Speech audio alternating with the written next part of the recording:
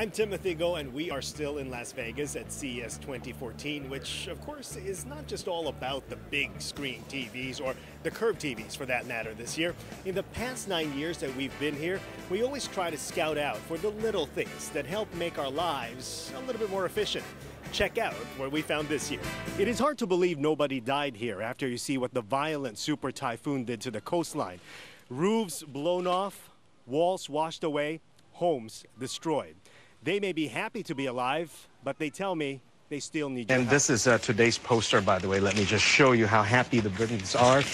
So how was your weekend, they asked. These are all the gold medalists over the weekend. And in fact, I was there inside the Olympic Stadium witnessing what we were later told was the greatest hour in British athletics history on Saturday night when Team Great Britain won 3 gold medals in a row in front of more than 80,000 spectators in 1 hour, just in the athletics stadium. Well, Glenda, first of all, let me address why it's very dark where I am right now. There is still no power in most of Central Visayas. As we told you last night, power will only be restored closer to Christmas time. Now, quite a few significant developments to tell you about during the day today. Though first, the Interior Secretary, Mar Rojas, comparing the Tacloban situation to a hospital triage, says Tacloban is now out of the ICU, the intensive care unit, and is now in his words, recovery.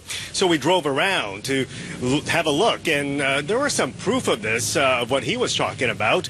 We saw at least one bustling market with people exchanging goods, buying and selling their wares. Although some of them could be looted material, it is a sign that people are ready to get back on their own 2 feet. Of course, another thing I like about the NX30 is that I can use my smartphone as a remote control if I want to take a professional-looking selfie. Survivors in Tacloban were not just victims of the super typhoon and the unexpected storm surge. They were also victims of an overwhelmed government and the deadly game of Philippine politics, where a disaster is seen as an opportunity for grandstanding and political posturing. People ask me if it's safe. Well, as you can see, we are exposed. No helmets. But these drivers know their stuff. They use the small roads instead of the main thoroughfares. And if you think Toyota's iRoad is the future of mobility, wait till you see the FV2, a vehicle that creates an emotional connection between car and driver. Now that the elections will go ahead on Sunday, many registered Thai voters will have really no other choice but to vote. It is compulsory to vote in Thailand.